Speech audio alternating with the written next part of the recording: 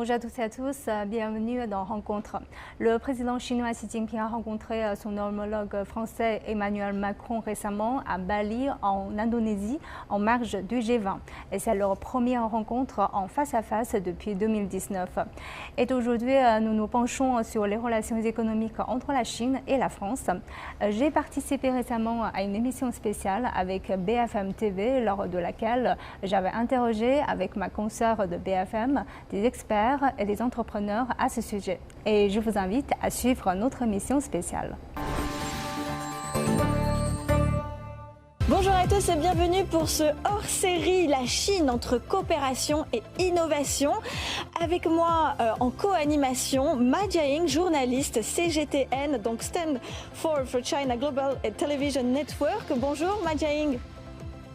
Bonjour. Merci de co-animer cette émission spéciale avec moi. Alors nous allons recevoir aujourd'hui 3 invités. Nicolas Poirot pour Air Liquide et Ludovic Weber pour Saint-Gobain. Et avec vous, vous avez également un invité sur les plateaux. Oui, effectivement, j'ai le plaisir de recevoir Ding Yifan, chercheur principal à l'Institut Taihe, un think tank de haut niveau en Chine. Monsieur Ding Yifan, vous êtes économiste et bienvenue. Oui, alors effectivement, ma première question va pour votre invité, effectivement, sur votre plateau, le chancelier allemand Martin Schulz, qui vient tout juste d'effectuer une visite en Chine. Les questions économiques, elles étaient effectivement au cœur des discussions dans le contexte actuel. Comment se porte la coopération économique entre la France et la Chine ? En fait, depuis le début de l'établissement des relations diplomatiques entre la France et la Chine avait de très bonnes relations économiques. La Chine avait importé à l'époque, au début des années 1970, des équipements industriels tout entiers de France, ce qui a bien sûr modernisé les équipements de production industrielle en Chine. Je me souviens très bien, lorsque j'étais encore étudiant en langue française, j'ai été envoyé en tant que stagiaire pour travailler comme interprète entre les ingénieurs français et les ingénieurs chinois pour essayer de résoudre les problèmes d'installation des équipements français sur le chantier. Donc c'était une anecdote complètement personnelle qui montre que finalement la coopération économique de Chine, entre la Chine et la France date de très loin. En plus, dans les années 1980, il y a aussi une coopération sino-française dans le domaine de nucléaire civil. Ça aussi, exactement. Ça renforce la coopération économique et la confiance mutuelle entre la France et la Chine. Et selon vous, comment va-t-elle évoluer ? Je pense que dans l'avenir, tout dernièrement, le président Emmanuel Macron a rencontré le président chinois Xi Jinping. Ils se sont échangés des points de vue sur la coopération économique et la coopération technologique dans l'avenir. Donc je pense que sur, par exemple, le développement des énergies renouvelables, sur le développement des technologies liées à la télécommunication, etc., dans tous ces domaines-là, il y a des champs très larges de coopération entre des entreprises françaises et des entreprises chinoises. Donc un avenir plutôt prometteur. Merci beaucoup Ding Yifan. Je laisse la parole à ma consoeur Jiaying. Merci Alexia. Effectivement, M. Ding Yifan a parlé un peu de l'avenir parce qu'actuellement, il y a des nouvelles orientations en Chine sur un développement de qualité, surtout dans le domaine économique, donc cette transition de modèle d'économie. Alors, je voudrais tourner vers M. Weber. Parce que vous travaillez dans la construction. Est-ce que vous avez constaté une montée en gamme des demandes de la part de vos clients? Est-ce que vous avez senti en tant qu'entrepreneur cette nouvelle orientation, cette transition de développement, de modèle de développement économique? Monsieur Weber. Oui, effectivement, c'est une transition que l'on voit depuis plusieurs années et que l'on voit s'accélérer en ce moment d'un développement qui soit quantitatif vers un développement qui soit plus qualitatif. Et ça, de façon structurelle, c'est favorable aux entreprises étrangères de façon générale qui sont plutôt sur des segments innovants en général, et il se trouve que c'est favorable aussi à Saint-Gobain. Saint-Gobain, vous l'avez dit, nous sommes leader mondial de la construction durable. Ce que nous faisons, c'est de concevoir, fabriquer, proposer à nos clients des matériaux de plus en plus légers, de plus en plus sobres en carbone, de plus en plus recyclés, recyclables, qui permettent de construire des bâtiments qui soient performants, confortables et qui n'impactent pas ou qui impactent le moins possible leur environnement. Et alors Saint-Gobain, on est une grande entreprise, 44 milliards d'euros de chiffre d'affaires, 75 pays dans le monde. Mais la Chine ne représente que quelques pourcents de notre chiffre d'affaires mondial. Et pourquoi ? Parce que justement, nous avons, depuis le début, depuis que nous sommes en Chine, depuis 35 ans, fait le pari de nous positionner sur des segments qualitatifs, des segments à forte valeur ajoutée, des segments innovants. Et il se trouve que la direction que prend la Chine actuellement, c'est de donner la priorité à ces segments-là. Alors, quelques exemples pratiques où on voit clairement la demande de nos clients monter en gamme. Les bâtiments verts, tout d'abord. On le sait, la Chine veut atteindre la neutralité carbone en 2060, pic carbone avant 2030. Le bâtiment, c'est un quart de la consommation d'énergie du pays, c'est presque 30% des émissions de CO2 du pays. Pour atteindre la neutralité carbone, il faut adresser le sujet du bâtiment, de l'efficacité énergétique. Et donc, naturellement, depuis quelques années, on voit un nombre de bâtiments verts, donc qui ont des certifications verts, LEED, 3-star, se multiplier.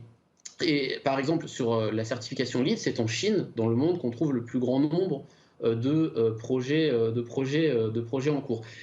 Alors c'est poussé par la réglementation, ça s'accélère très fortement. Par exemple, la Chine récemment a pris une réglementation imposant d'ici 2025 que 100% des bâtiments construits dans les villes soient verts et une certification verte. Donc c'est vraiment une accélération très forte et c'est exactement les solutions que l'on propose. On propose des solutions à base de gypse, par exemple, qui permettent d'économiser jusqu'à 80% des émissions de CO2 d'un bâtiment.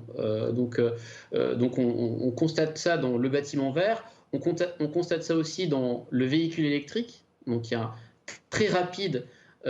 une très rapide transition des véhicules thermiques vers les véhicules électriques. Actuellement, plus d'un véhicule électrique sur 2 qui se vendent dans le monde se vendent en Chine actuellement. C'est aussi une partie de notre activité. En Chine, chez Saint-Gobain, on propose des vitrages automobiles. Et là aussi, on voit une montée en gamme très forte vers des vitrages plus légers, pour permettre plus d'autonomie dans les batteries, des vitrages plus innovants avec des caractéristiques thermiques, des caractéristiques acoustiques ou esthétiques avec des fonctionnalités lumineuses que l'on voit très très fortement se développer en Chine. Donc c'est un autre exemple. Un autre exemple dans le domaine du véhicule électrique, c'est tout ce qui est autour de la batterie et de la réglementation incendie, par exemple. Il y a des réglementations très exigeantes, très qualitatives, qui imposent de mettre le pack batterie dans des membranes qui résistent à des températures très élevées, plus de 1500 degrés, qui permettent, en cas d'incendie, en cas d'accident, qui permettent aux conducteurs de sortir de la voiture avant que l'incendie ne se propage. Donc c'est des demandes qui s'accélèrent et que l'on trouve en Chine et qui correspondent exactement à ce que vous mentionnez, la transition d'un développement quantitatif vers un développement plus qualitatif. Je voudrais juste rebondir là-dessus parce que vous avez mentionné plusieurs fois dans votre réponse les critères ou les règlements. Est-ce que cela veut dire qu'avec cet développement de qualité, il y a des règles ou des critères de plus en plus stricts que vous trouvez en Chine dans vos business? Ah oui, exactement. C'est quelque chose qu'on voit déjà depuis plusieurs années. Les règles, le gros... quand on parle de développement durable, de transition verte, la réglementation a un rôle clé. Et donc les règles que l'on voit émerger en Chine sur différents plans sont de plus en plus exigeantes. Et sur certains aspects, elles sont parmi les plus exigeantes au monde. Un exemple que l'on voit beaucoup en tant que groupe industriel, ce sont les réglementations d'émissions dans l'air, d'oxyde de soufre, d'oxyde d'azote ou de poussière qui sont en Chine, à ma connaissance, parmi les plus contraignantes au monde pour permettre d'atteindre des objectifs ambitieux en termes de préservation de l'environnement. Et on voit arriver la même chose. Je parlais tout à l'heure des réglementations incendie pour les batteries électriques des véhicules électriques. On voit ce même type de réglementation arriver très fortement et qui sont très qualitatives, très exigeantes. Merci et je passe maintenant à Alexia. Merci infiniment. Alors, je vais poser ma question à donc Ding Yifan, qui est avec vous sur les plateaux à Pékin. Alors, à l'issue du 20e congrès qui vient tout juste de s'achever, la Chine a annoncé qu'elle allait poursuivre sa politique d'ouverture de haut niveau. De quoi s'agit-il très exactement? Parce que depuis un certain temps, l'ouverture de la Chine a été plus ou moins remise en question, parce que certains disent que finalement, puisque le gouvernement chinois avait fait sortir une stratégie de développement basée sur la double circulation, donc il y a des rumeurs qui courent, surtout dans les médias occidentaux, qui disent que finalement la Chine va refermer sur elle-même. Et là-dessus, il y a toutes sortes d'interprétations qui mettent la confiance et la crédibilité chinoise de l'ouverture en question. En fait, le 20e congrès du Parti communiste chinois avait réaffirmé la volonté des dirigeants chinois et du parti au pouvoir, du Parti communiste chinois, de rester ouvert à l'économie mondiale et de faire en sorte que l'économie chinoise soit suffisamment ouverte aux investisseurs étrangers, à l'économie internationale. La Chine, en fait, a bien des regards, reste une économie plus ouverte maintenant que beaucoup d'économies dites développées, par exemple. Il y a un économiste américain qui a fait des calculs sur le degré de l'ouverture de l'économie chinoise en comparaison avec celle des États-Unis et du Japon. Sa conclusion, c'est que, en fait, l'ouverture de la Chine, l'économie chinoise est doublement plus ouverte que celle des États-Unis. Elle est triplement plus ouverte que celle du Japon.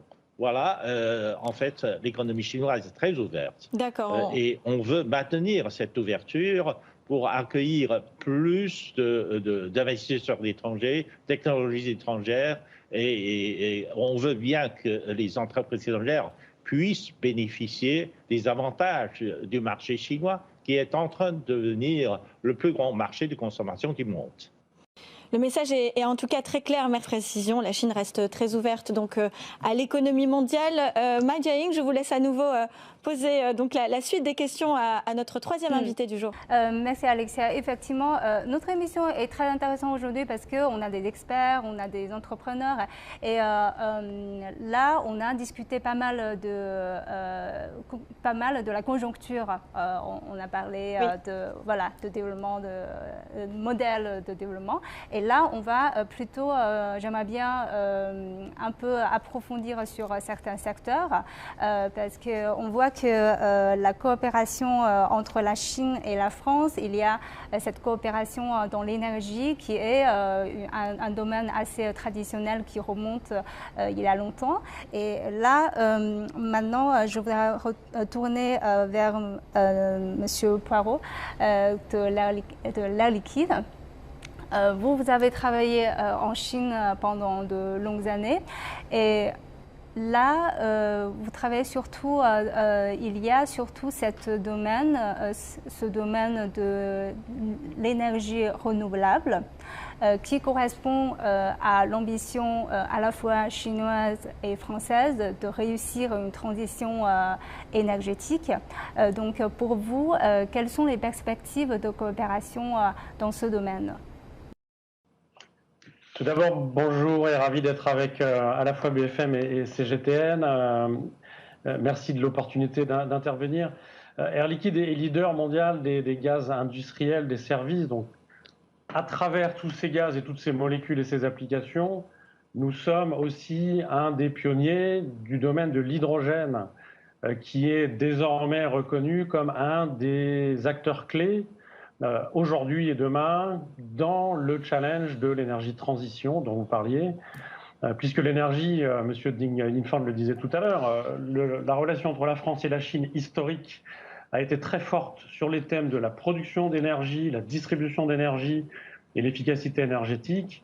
Mais les enjeux d'aujourd'hui et maintenant les engagements de la Chine, que rappelait Ludovic Weber, sur le carbone, comme les autres pays du monde, dans un pays où le charbon a une place très importante, non seulement dans l'énergie, mais aussi dans la chaîne industrielle, pour fabriquer de la pétrochimie, de l'acier, etc. en Chine. La Chine est désormais un des leaders aussi dans tous les domaines des énergies renouvelables, des nouvelles technologies et bien entendu de l'hydrogène. Et dans ce domaine, effectivement, comme vous le disiez, Air Liquide est de longue date en Chine. De longue date, nous produisons et nous distribuons de l'hydrogène en Chine. L'enjeu d'aujourd'hui, et qui n'est pas nouveau, et qu'on démontre déjà dans nos actes présents, est d'être capable de tester des nouveaux modèles de production de plus en plus propres d'hydrogène, de distribution. Et ça se fait en Chine à travers des partenariats, à la fois en technologie en amont, avec les nombreuses universités, les centres de recherche, nos centres de recherche à nous, Air Liquide et d'autres, et des partenariats avec des grands acteurs de l'énergie, puisqu'Air Liquide n'est pas au sens propre un énergéticien. Alors, on travaille en Chine avec des grands acteurs comme Sinopec et d'autres.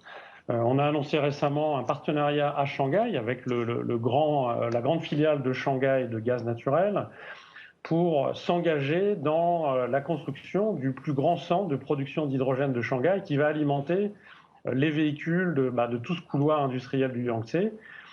Essentiellement des véhicules lourds, puisqu'en Chine, la priorité a été faite sur les camions, les bus et les véhicules lourds, les flottes captives. La technologie en Chine et les partenariats entre la France, l'Europe et la Chine sont forts, puisque la France a développé très en amont, à la fois des start-up et des grandes entreprises comme Air Liquide, pour développer des modèles à la fois de technologie, mais aussi des modèles d'affaires, puisqu'il faut bien les deux. Selon les endroits dans le monde où on opère, les modèles sont différents. On peut être dans certains pays en Europe où les subventions vont jouer beaucoup plus qu'en Chine, par exemple. Mais en Chine, ce mélange de technologies, ce modèle d'affaires, différents partenariats, on peut, nous et les autres, partager ce qu'on a appris ailleurs, partager ce qu'on fait en Chine avec d'autres, parce qu'on parle très souvent, par les temps qui courent, de faire en Chine pour la Chine. Mais en fait, la Chine, les développements de projets, la technologie vont tellement vite qu'on apprend aussi en Chine et ça nous bénéficie aussi en dehors de la Chine. En Chine, dès l'exposition universelle de Shanghai de 2010, on fournissait déjà de l'hydrogène pour des bus. On l'a fait à nouveau pour les Jeux Olympiques d'hiver à Pékin cette année.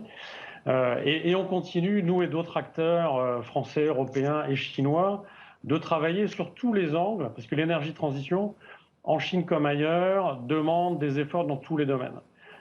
Et par exemple, le grand projet international ITER, qui est un test majeur de fusion, qui est essentiellement aujourd'hui en France avec beaucoup de partenaires, dont des partenaires chinois et Air Liquide. En Chine aussi, Air Liquide est partenaire dans l'hélium, donc dans les technologies à très basse température, qui sont indispensables pour tester ces domaines qui sont demain peut-être une autre forme d'énergie propre, qui est la fusion.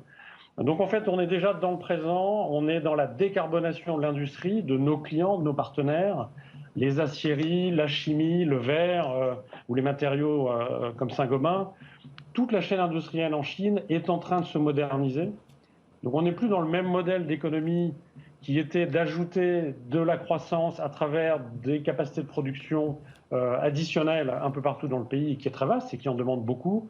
On est dans un modèle de modernisation, de synergie, où la technologie et les entreprises comme la nôtre ont beaucoup à jouer et beaucoup à apporter ici. Donc c'est effectivement un domaine, l'énergie, transition en général, qui apporte énormément d'opportunités. C'est intéressant parce que c'est un domaine traditionnel. Maintenant, avec l'ambition de cette transition énergétique, il y a de nouveaux éléments, de nouveaux modèles de coopération et de développement qui se développent. C'est très intéressant. Merci.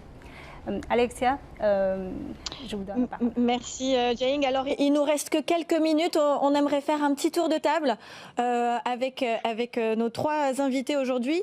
L'idée c'est de connaître un petit peu votre opinion pour savoir si en dehors des domaines traditionnels de coopération, comme vous venez de le citer, est-ce que vous entrevoyez de nouvelles opportunités de développement? Je donne la parole peut-être à Nicolas. Oui, alors vous avez tout à fait raison. Les grands enjeux de la Chine, ce ne sont pas uniquement la décarbonation et l'industrie, donc il reste beaucoup d'opportunités. La démographie est un enjeu majeur. la santé à domicile, qui n'est pas encore un modèle déployé en Chine, que nous, Air Liquide, nous testons, puisqu'il est fortement déployé en Europe et dans d'autres pays du monde. Et là aussi, je pense que les entreprises, notamment européennes ou françaises, ont une expertise qui est reconnue dans ce domaine où la Chine va avoir des enjeux de vieillissement de la population, de limite du domaine de l'hôpital et de santé à domicile. Donc ça peut être un exemple de nouvelles opportunités d'avenir en Chine. Merci. De votre côté, Ding Yifan, qu'en pensez-vous? Quelles sont les nouvelles opportunités? Oh, il y en a beaucoup, parce que ce matin, par exemple, j'ai visité une petite entreprise, une start-up qui produit de l'hydrogène et de gaz à partir de CO2, à partir de gaz carbonique. Donc c'est formidable parce que dans le processus de la neutralité carbonique, il y a beaucoup de choses à faire. Donc cette start-up maîtrise une technologie qui pourrait reconvertir le gaz, donc le CO2, en gaz naturel ou en hydrogène. Donc ça a une très bonne perspective de développement dans l'avenir. Cette entreprise s'est installée aussi à Paris, avec une filiale à Paris. Donc c'est une très bonne nouvelle. Donc ça veut dire que finalement, ce genre de technologie va se répandre un peu dans le monde, à commencer par l'Europe, par Paris.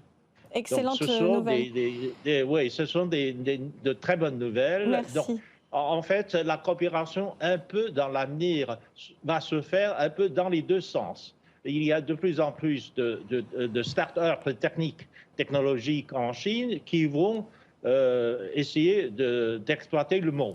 Et pas seulement, comme autrefois, la Chine était le plus grand récipient de technologies avancées de l'Europe, de France, etc. Mais maintenant, on va faire des coopérations dans les deux sens. Merci beaucoup. Voilà. De votre côté, Ludovic, un rapide tour d'horizon.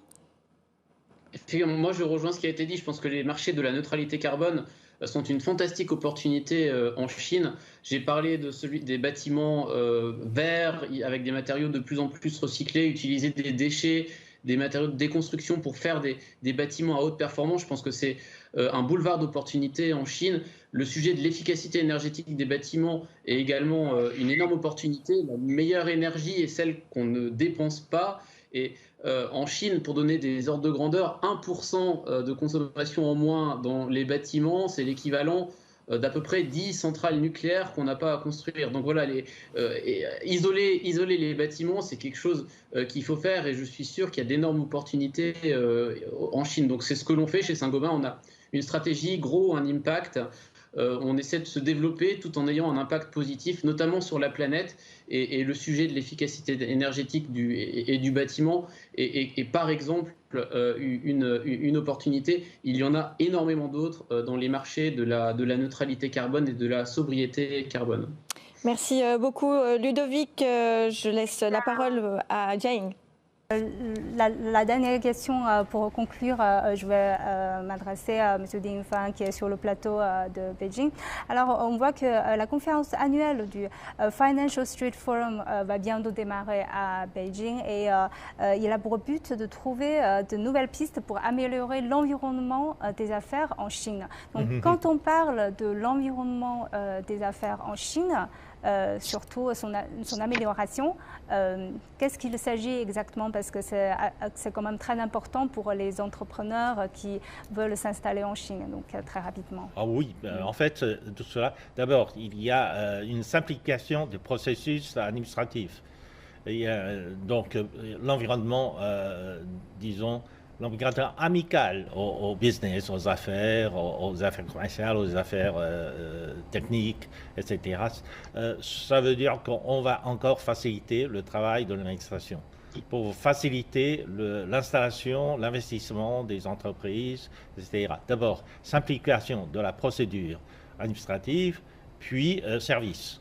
Le gouvernement local, donc la municipalité de Pékin, va essayer, et dans d'autres pays, dans d'autres villes de Chine, va essayer de fournir un meilleur service public aux hommes d'affaires, aux entrepreneurs, pour que les entreprises puissent se mettre en pratique, se mettre en production rapidement, sans problème.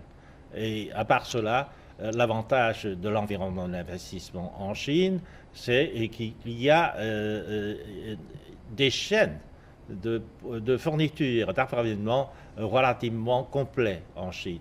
Dans le domaine de la production industrielle, la Chine possède des chaînons dans une chaîne globale de production. Et il y a toutes sortes de pièces. Il y a toutes sortes de pièces détachées pour une production industrielle. Cela nécessite beaucoup de participation. Alors la chaîne de production est suffisamment complexe en Chine pour que les producteurs trouvent en amont et en aval des partenaires suffisamment compétents pour rendre la production industrielle efficace. Merci. Voilà. Merci infiniment. C'est la fin de notre hors-série La Chine entre coopération et innovation. Merci à tous les invités. Merci à ma consoeur journaliste pour CGTN, Ma Jiaying. Merci infiniment à tous. Merci d'être restés avec nous jusqu'à la fin de l'émission et je vous dis une très bonne journée.